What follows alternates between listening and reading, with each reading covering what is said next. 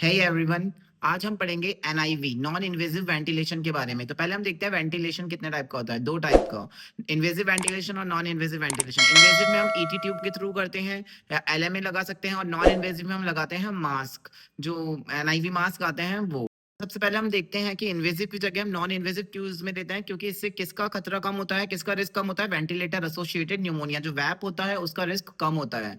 अब हम आते हैं इंडिकेशंस पर। तो एनआईवी के क्या इंडिकेशन है, कब यूज में लेना है। तो सीओपीडी विद एक्सर्बेशन अगर है तो इसे यूज में ले सकते हैं हम।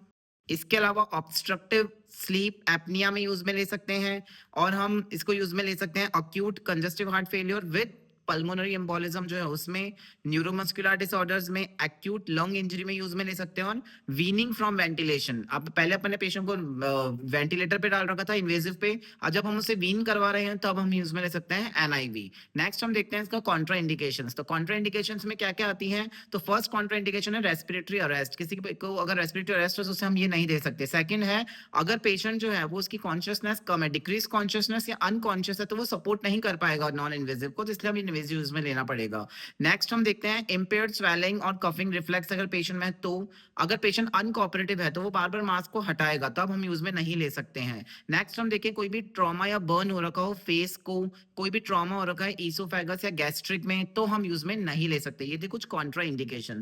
नेक्स्ट हम देखते हैं प्रीवियस ईयर क्वेश्चन जो नॉर्सेट में आया है, वो है कि अगर एनआईवी में लीक हो रहा है तो वो क्या कॉज करता है। वो कॉज करता है हाइपर कैप्निया, क्योंकि डिक्रीज एल्वियोलर वेंटिलेशन है, इस वजह से CO2 का क्या होता है, रिटेंशन, जिसे कहते हैं हम हाइपर कैप्निया। तो ये क्वेश्चन आया था नॉर्सेट। नेक्स्ट हम आते हैं इसके मोड्स पर, जो है बाईपैप, प्रेशर सपोर्ट वेंटिलेशन, और सीपैप। बाईपैप होता है by level positive airway pressure, जो काम में आता है सीओपीडी में अपन यूज में लेते हैं बाईपैप। आता है प्रेशर सपोर्ट वेंटिलेशन, जिसमें हम एक फिक्स्ड प्रेशर सप्लाई करते हैं किसको, रेस्पिरेशन को सपोर्ट करने के लिए। और लास्ट आता है CPAP, continuous positive airway pressure, जो किसमें यूज में आता है, कंजस्टिव हार्ट फेलियर में। तो ये थे इसके मोड्स। अब वापस हम कुछ प्रीवियस ईयर क्वेश्चंस की तरफ देखते हैं कि क्या क्या आए हुए हैं। क्वेश्चन एग्जाम में पूछा जाता है फर्स्ट लाइन इन सीओपीडी एक्सर्बेशन क्या यूज में लेना है पेशेंट में, तो एनआईवी यूज में लेते हैं।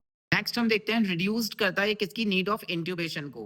नेक्स्ट हम देखते हैं अगर अर्ली यूज में लेंगे तो आउटकम क्या होगा, बेटर। तो अर्ली यूज बेटर आउटकम। किस चीज को मॉनिटर करना है, हमको मॉनिटर करना है एबीजी को, रेस्पिरेशन को, SpO2 को, और लास्ट पेशेंट के कंफर्ट को मॉनिटर करना है। तो ये था ऑल अबाउट एनआईवी। नॉर्सेट में जो क्वेश्चंस पूछे गए उनके बारे में, और जो नॉर्सेट में आ सकते हैं उन क्वेश्चंस के बारे में हमने इसमें देखा। ऐसे ही और अपडेट्स के लिए बने रहिए हमारे चैनल पर। Thank you.